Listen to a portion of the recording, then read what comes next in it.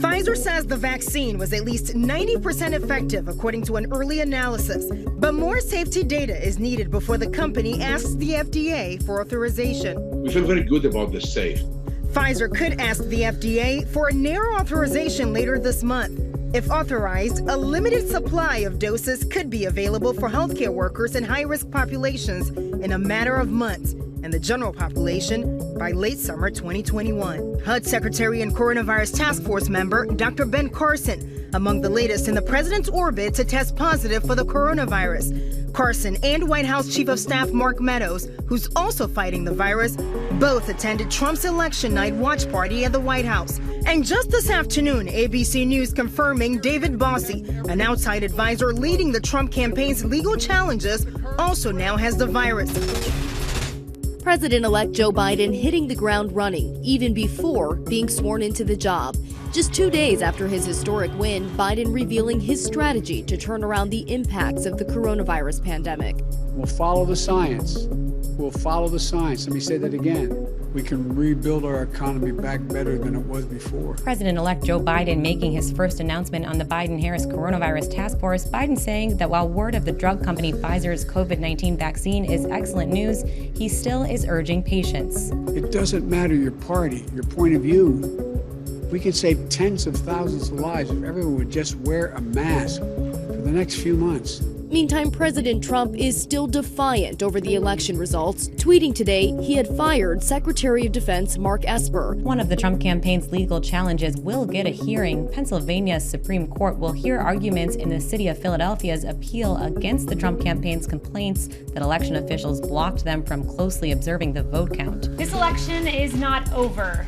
Far from it. We have only begun the process of obtaining an accurate, honest vote count.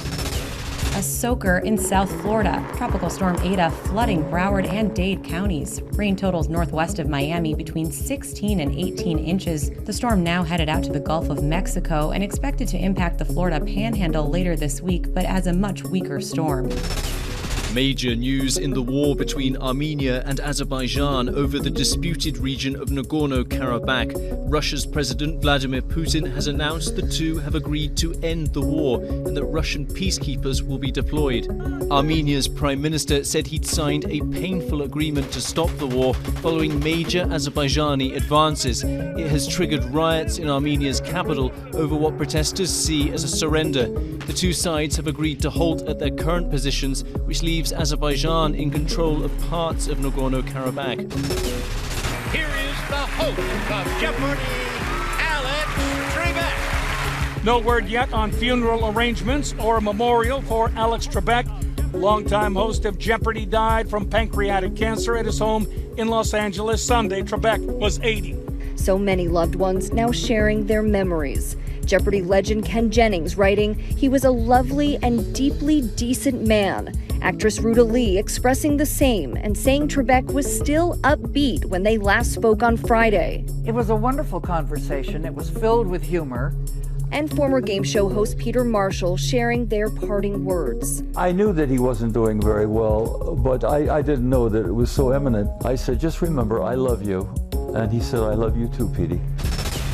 There's new hope for people struggling with debilitating nightmares. The FDA has approved the sale of Nightwear, a prescription-only Apple Watch app designed to treat nightmares related to disorders like PTSD.